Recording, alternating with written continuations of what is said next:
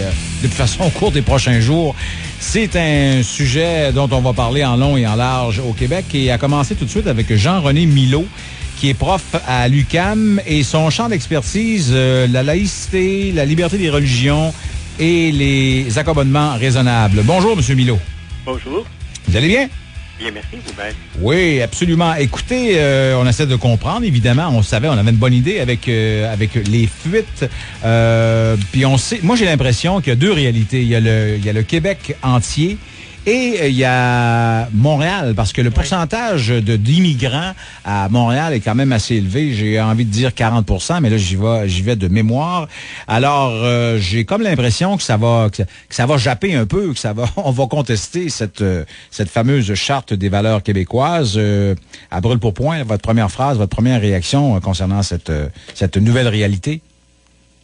C'est-à-dire que c'est un peu, je pense qu'il y a des enjeux qui concernent d'abord l'ensemble de la population, l'ensemble des citoyens du Québec, peu importe leur lieu d'appartenance, de résidence.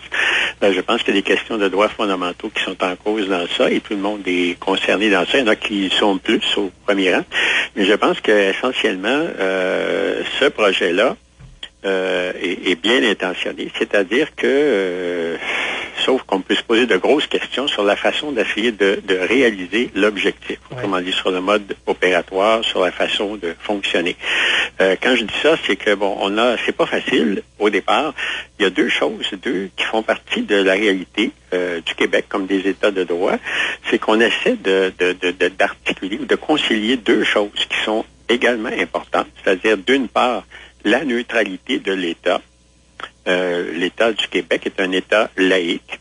C'est l'État qui est laïque, pas les personnes, là, mais l'État est laïque, même si ça n'est pas justement compris actuellement dans un texte de loi. Alors, l'idée de mettre ça, de consacrer, c'est dans les faits depuis longtemps, entre autres par la déconfessionnalisation du système d'enseignement et dans d'autres secteurs. Alors, c'est dans les faits, mais sauf qu'on ne l'a pas inscrit dans les lois. Alors là, je pense que l'idée d'inscrire ça dans les lois, dans une loi, que ce soit la Constitution, c'est-à-dire la Charte du Québec, qui a une valeur quasi constitutionnelle, ou dans un autre document qui aurait pu être un livre blanc ou une déclaration de l'Assemblée nationale, peu importe. Je pense que ça, c'est devenu nécessaire de dire tout haut ce qu'on est devenu. Alors, autrement dit, on ne crée pas quelque chose de nouveau, on reconnaît quelque chose qui est déjà inscrit dans les faits et qui doit guider, au fond, l'ensemble des choses à faire. Ça, c'est une première chose, mais il y a une autre chose aussi qu'il faut respecter en même temps, c'est la question des droits et libertés des citoyens et des citoyennes. Alors là, dans certains cas, de façon générale, ça ne pose pas de problème, mais ce qui pose problème parfois, c'est des cas frontières. C'est pas l'ensemble de la population, ce sont des cas frontières, c'est-à-dire, par exemple, des gens qui sont visés au premier chef par une chose comme celle-là, c'est-à-dire des gens qui ont un devoir, ce qu'on appelle un devoir de réserve. Autrement dit, ce sont des gens qui représentent l'État.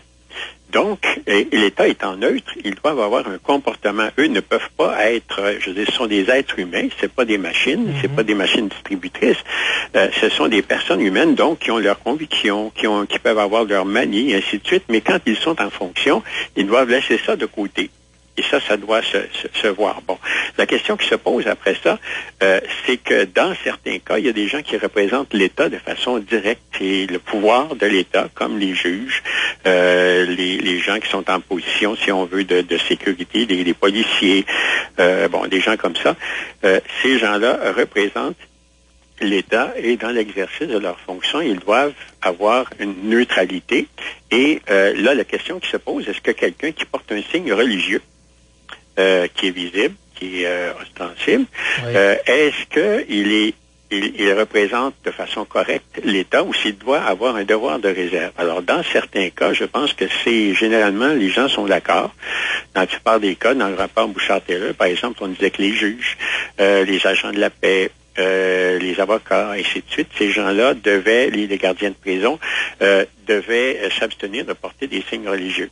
Bon, ça ne veut pas dire qu'ils devaient apostasier, qu'ils devaient laisser de côté leurs convictions religieuses, mais ça veut dire que dans l'exercice de leurs fonctions, ils devaient être réservés, de ce point de vue-là. À présent, jusqu'où ça va s'étendre, c'est ça l'histoire. si un projet de loi, d'amendement à la charte est là et qui dit, ben ça doit s'étendre à tous les gens qui ont un lien d'emploi avec l'État, comme qui sont subventionnés par l'État dans un emploi, ça va très loin, là. Ça va chercher les gardiennes dans les centres les garderies, les centres de la petite enfance, ça va chercher les enseignants, les enseignantes, ça va chercher les personnes qui dispensent des soins de santé, ça va chercher très loin.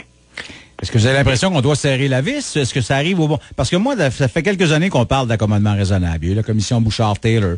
Puis des fois, je me demande si c'est un faux problème, si c'est vraiment un problème inexistant ou on doit travailler sur cette nouvelle, cette proposition, en fait, parce que c'est une proposition au moment où on se parle, cette charte des valeurs québécoises. C'est sûr que ça sera pas unanime, là. Il y a comme des combats et la justice va se mêler à tout ça, le gouvernement fédéral, c'est pas mal compliqué, là.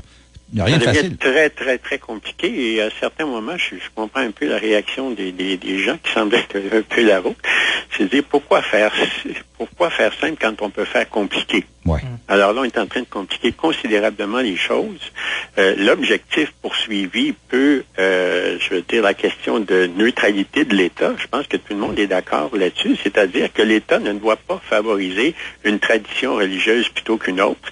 Et l'État, dans sa législation, dans sa gestion, ne doit pas prendre pour acquis nécessairement un principe qui est d'abord et avant tout ou exclusivement religieux. Il ne doit pas privilégier cet aspect-là, par exemple, la liberté de religion aux dépens de l'égalité entre hommes et femmes.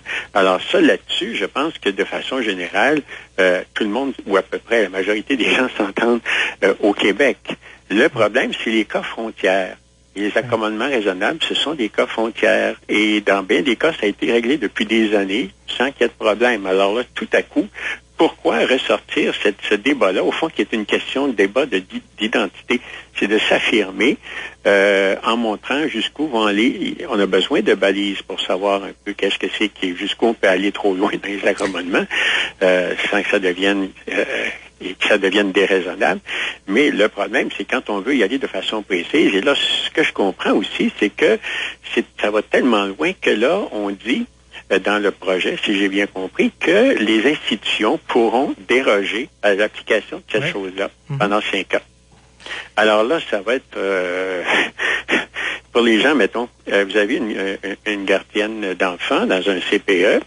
Elle pourrait perdre son emploi si elle décide de porter ou de continuer à porter le hijab, le voile islamique, ou encore mettez un citoyen juif qui remplit une fonction dans le domaine de la santé, qui porte la kippa, un infirmier.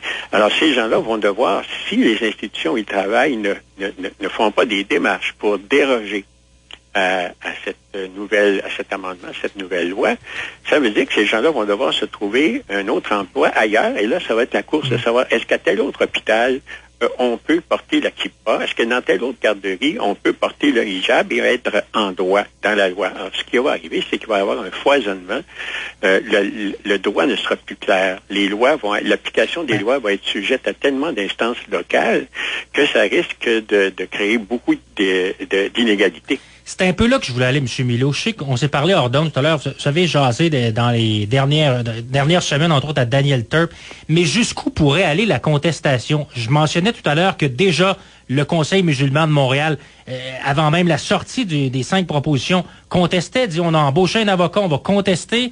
Il y a même le gouvernement Harper, on l'a mentionné aujourd'hui, Denis Lebel, qui disait que si c'est inconstitutionnel, cette loi-là, on pourrait la contester, cette charte des valeurs québécoises-là. Jusqu'où peut aller ce pouvoir de contestation-là?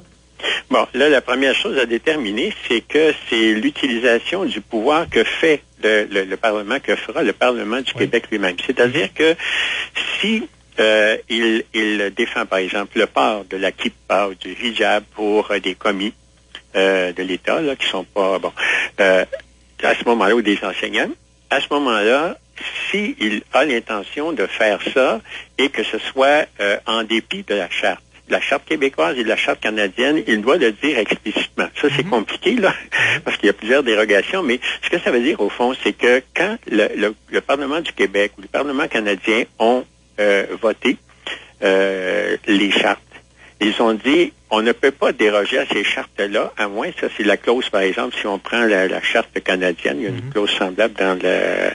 C'est possible pour le gouvernement a le pouvoir de déroger à sa propre charte. Si on prend la Charte canadienne, par exemple, on dit la Charte canadienne, les droits et libertés, garantit les droits et libertés qui y sont énoncés. Ils ne peuvent être restreints que par une règle de droit. Dans les limites des règles de droit, ce sera une nouvelle loi qui soit raisonnable et dont la justification puisse se démontrer dans le cadre d'une société libre et démocratique. Donc, le Parlement canadien, le Parlement québécois fait la même chose pour sa charte, se garde la possibilité de déroger à sa propre loi, à sa propre charte. Mais la condition, c'est qu'il doit le dire explicitement. Ouais.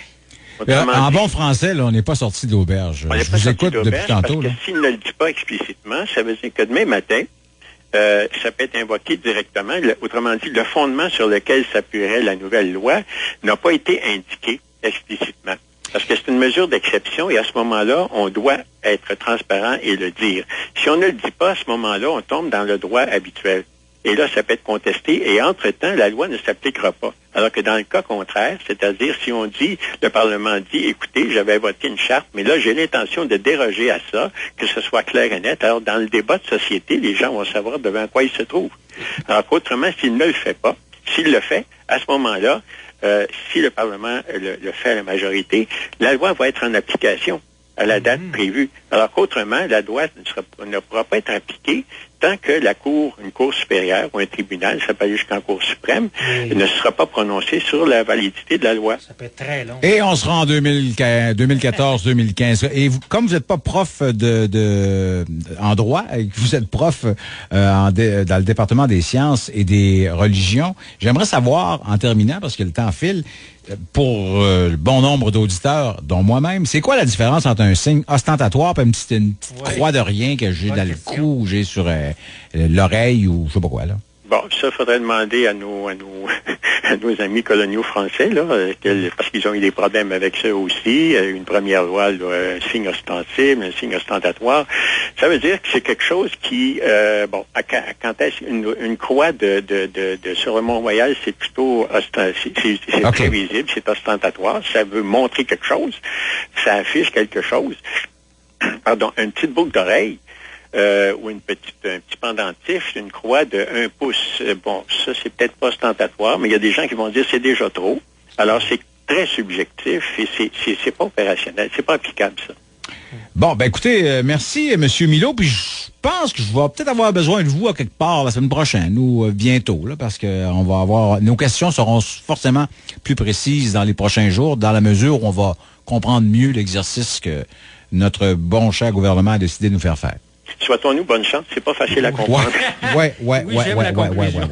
Ben, merci et bonne fin de journée et au plaisir, M. Milot. Au plaisir. Au revoir, Jean-René Milot, qui est donc professeur associé au département de sciences des religions. Son champ d'expertise, laïcité,